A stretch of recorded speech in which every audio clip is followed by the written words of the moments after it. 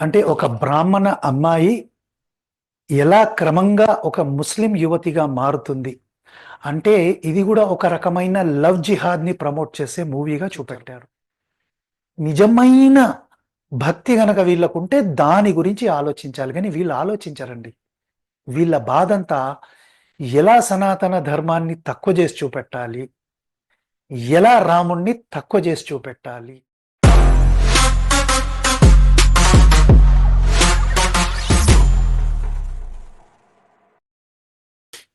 జై శ్రీరామ్.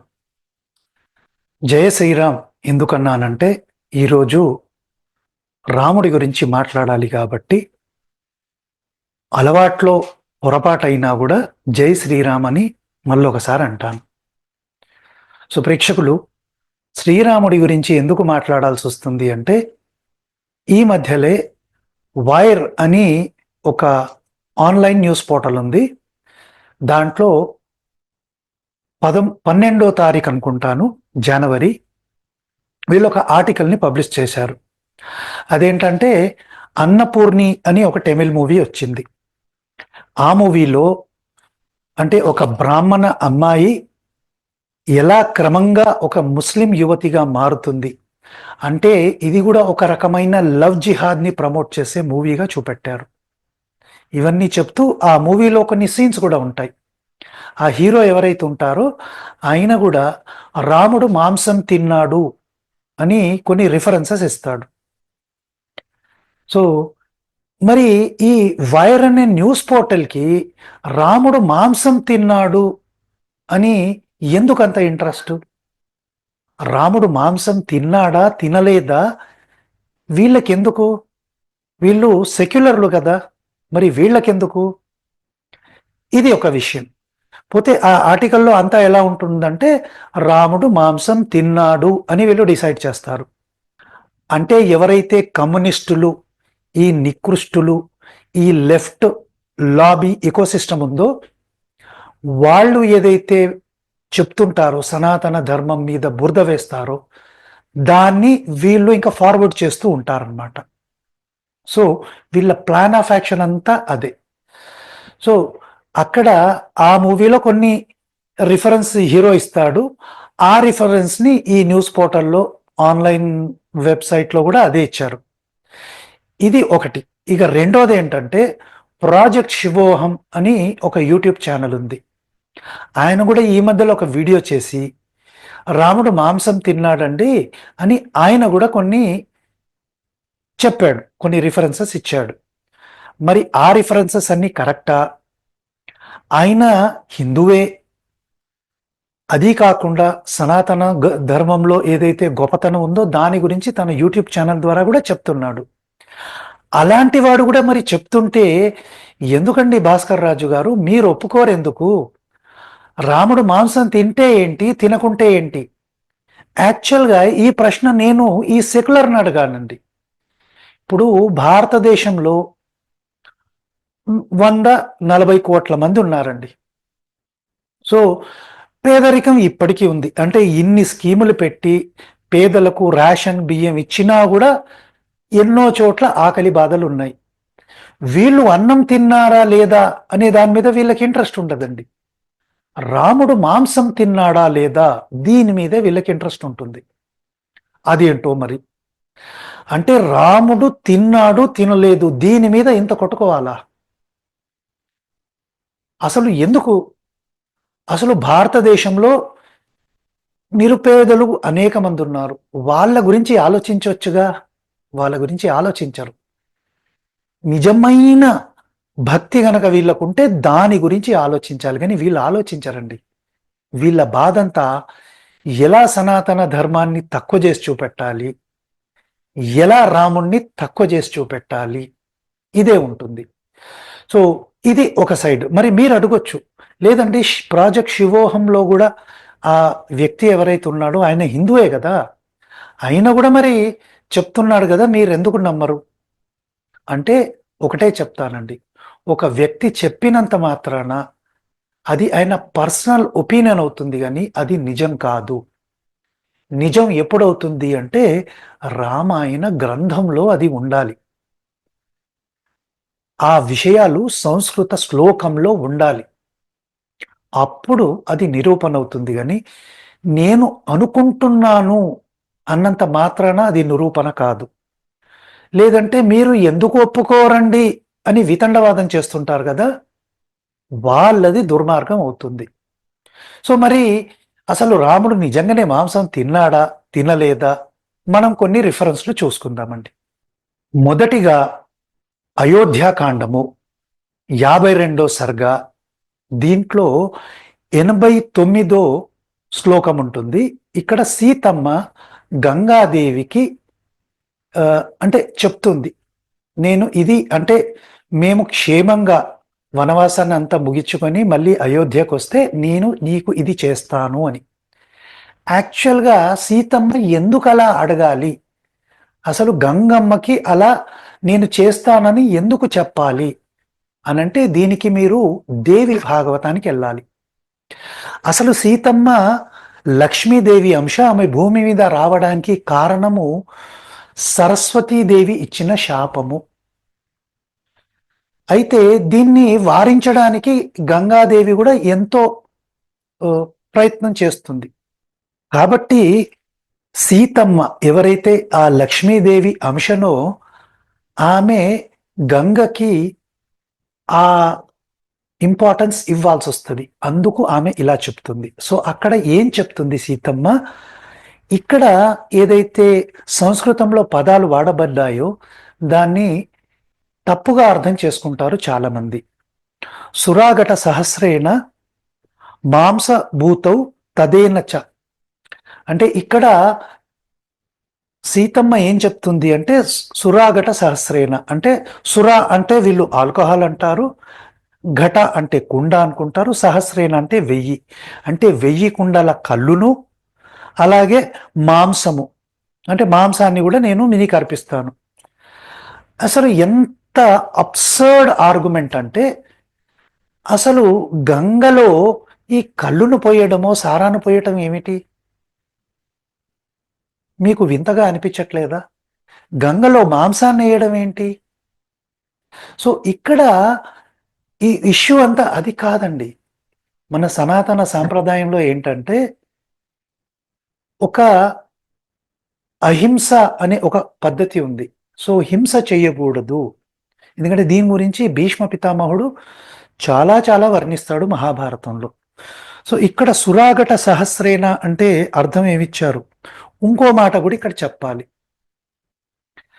ఇప్పుడు సుర అంటే ఎన్నో మీనింగ్స్ ఉన్నాయి. సో ఆ అర్థాలన్నీ తీసుకోవాలి. సో ఇక్కడ సీతమ్మ చెప్తుంది ఏంటంటే సుర అంటే ఆల్కహాల్ కాదండి. సుర అంటే దేవతలు. చాలా మంది ఏం చేస్తారంటే అసుర అంటే మందు కానిది. సో మందు తాగరు కాబట్టి అసురులను అసుర అని అంటారు. సుర అంటే కళ్ళును వీటిని తాగుతారు కాబట్టి వీళ్ళని సుర అంటారు. ఇక్కడ చెప్పబడుతుంది దేవతల గురించండి. సుర అంటే దేవతలు, సురులు, అసురులు. సో ఎంటైర్ మీనింగ్నే ఇక్కడ మార్చేశారనమాట. సో దేవతలకు కూడా దుర్లభమైన మధుర పదార్థములు అలా అని తీసుకోవాలి. ఇది సమాసము, సంస్కృతంలో ఒక సమాసము. సో ఇలాంటి మీనింగ్ ఉంటుంది. సో సీతమ్మ చెప్పింది చాలా చాలా క్లియర్ ఉంది ఇక్కడ. ఇక రెండో ఉదాహరణ తీసుకుందాం. వీళ్ళు కోట్ చేసేది సాధారణంగా వీళ్ళు కోట్ చేసేది ఏంటంటే ఇదే 52 సర్గలో 102 శ్లోకం. రామలక్ష్మణులు ఇద్దరు ఆ వనవాసములో క్షత్రియ ధర్మమును అనుసరించి అడవి పందులు, మనుబోతులు ఇవన్నిటినీ వేటాడి చంపి సాయంకాలం వరకు ఆ చెట్టు కిందికి వచ్చి ఫలమూలాలని తీసుకున్నారు అని ఉంటుంది. పోతే మనకు సంస్కృతంలో ఏముంటుంది అంటే ఆధ్యాయమేద్దం త్వరితం బభుక్షితౌ. సో ఇక్కడ మేధ్యం అనే పదానికి ఏంటంటే పవిత్రమైన, పరిశుద్ధమైన అనే అర్థం వస్తుంది. ఇప్పుడు మాంసం అనేది పవిత్రమైనదా, పరిశుద్ధమైనదా? ఎందుకంటే వీళ్ళు మాంసం అంటారు. బభక్షితౌ అంటే ఆకలిగొన్నారు. సో వీళ్ళిక్కడ మనం సంస్కృతాన్ని మొత్తం ఈ శ్లోకాన్ని అంతా కూడా మనం అనలైజ్ చేస్తే వీళ్ళు వేటాడి అలసిపోయి చెట్టు కిందికి వచ్చారు. ఎందుకు వచ్చారు? ఆకలి కొన్నారు కాబట్టి. ఇక్కడ తిన్నారు అని ఈ శ్లోకంలో ఒక్క మాట కూడా లేదండి. మరి మాంసాన్ని తిన్నారు అని కొందరు అనువాదం చేశారు. ఇది ఎలా సాధ్యం? అసలు ఈ శ్లోకం మొత్తం చూడండి, ఎక్కడైనా వీళ్ళు తిన్నారు అని ఉందా? పోని తిన్నారు అని అనుకుందాం, ఇక్కడ ఎవరి గురించి చెప్పారు? ఇద్దరి గురించి మాత్రమే చెప్పారు, రామ లక్ష్మణుల గురించి. మరి సీతమ్మ ఏమైంది? ఆమె తినలేదా? సో ఇక్కడ కాంటెక్స్ట్ అంతా కూడా వీళ్ళు వేటాడి అలసిపోయి చెట్టు కిందికి వచ్చారు, ఇలా మనం మీనింగ్ తీసుకోవాలి. తిన్నారు అనే పదం మనకు సంస్కృతంలో ఈ శ్లోకంలో ఎక్కడ కనపడదు. సో ఇది మళ్ళీ మిస్ఇంటర్ప్రిటేషన్. సో ఇలాంటి శ్లోకాలని వీళ్ళు కోట్ చేస్తూ రాముడు మాంసాన్ని తిన్నాడు అంటారు. సో మరి రాముడు మాంసాన్ని తినలేదు, నేను ఫలమూలాలని మాత్రమే తింటాను అని ఎన్నో చోట్ల చెప్పుకున్నాడు కదా. రాముడు చెప్పిన విషయాలని ఎంతో మంది ఋషులు కూడా కన్ఫర్మ్ చేశారు కదా. మరి దాని గురించి మాట్లాడదామా? ఇంకో శ్లోకాన్ని చూద్దాం. ఇది కూడా అయోధ్యాకాండమే. ఇక్కడ 34వ సర్గలో 59వ శ్లోకంలో ఏముందో మనం చదువుదాం.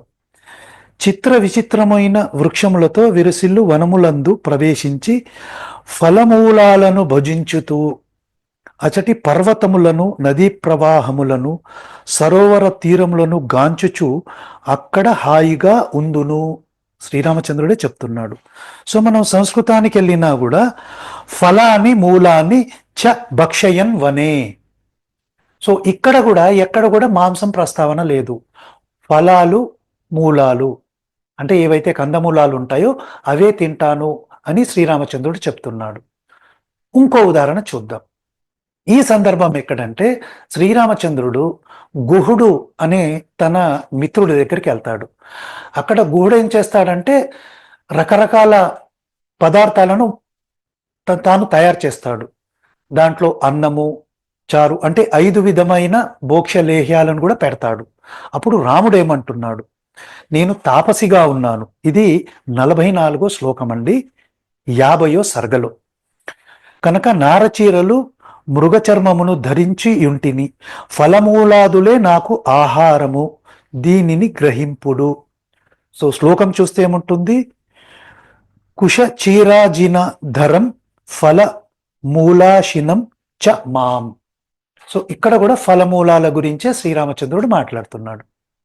మరి ఎక్కడ కూడా మాంసం గురించి మాట్లాడలేదే. సో మీరు అడగొచ్చు, లేదండి శ్రీరామచంద్రుడు నేను ఫలమూలాల్ని మాత్రమే తింటానని చెప్పి తాను మాంసాన్ని కూడా తిని ఉండొచ్చు కదా, అప్పుడు రాముడు మాట తప్పినవాడవుతాడు కదా. ఇది జెన్యూన్ క్వశ్చన్. దీన్ని చాలా మంది కూడా ఏదో తిమ్మిని బమ్మి అలా చేయడానికి ప్రయత్నం చేశారు. కానీ రామాయణం అలాంటి అవకాశాన్ని మనకి ఇవ్వదండి. సో మనం ఏం చేద్దామంటే యుద్ధకాండకి వెళ్దాం. యుద్ధకాండలో 127వ సర్గలో శ్రీరామచంద్రుడు అంటే యుద్ధాన్నంతా ముగించుకొని మళ్ళీ భరద్వాజ ఋషి దగ్గరకు వచ్చినప్పుడు అక్కడ భరద్వాజ ఋషి ఏమంటున్నారో మనము 6-7 శ్లోకాలలో చూద్దామండి. ఇక్కడ ఏమంటున్నాడు అంటే, సమస్త భోగములను త్యజించి స్వర్గము నుంచి దిగి వచ్చిన దేవతల వలె నిన్ను చూసి అప్పుడు నేను మిగులు బాధపడితిని. కైకేయి వచనములకు కట్టుబడి వనములలో లభించడి కందమూలములను స్వీకరించుచు వనదీక్షను గడిపితివి అని భరద్వాజ ఋషి అంటున్నారు.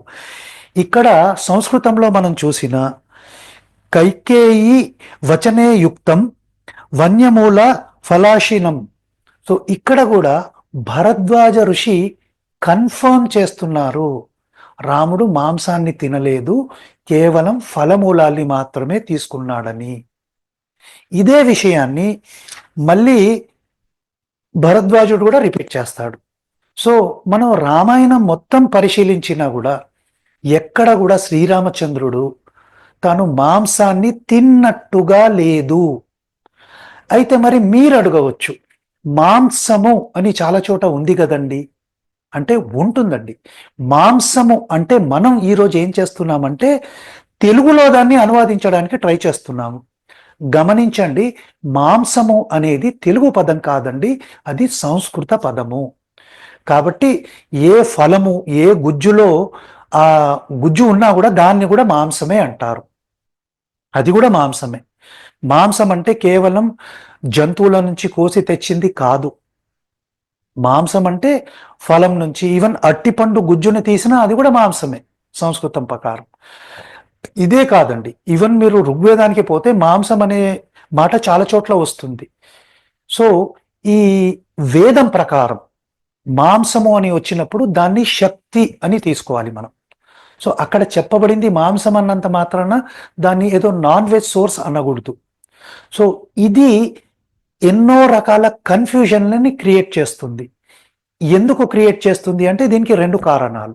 ఒకటేంటంటే సంస్కృత మూలాలు పూర్తిగా తెలియని వాళ్ళు చేసే ఒక ప్రయత్నంగా ఒకటి అనిపిస్తుంది. ఇంకొందరు దుష్టులు వీళ్ళు ఏం చేస్తున్నారంటే కావాలని పనిగట్టుకొని సనాతన ధర్మాన్ని తక్కువ చేయడానికి ఇలాంటి దుష్ట ప్రయత్నాలు చేస్తూ చెప్పిన అబద్ధాన్ని 100 సార్లు చెప్పి చెప్పి చెప్పి ఈ గోబల్స్ ప్రచారం చేస్తున్నారు.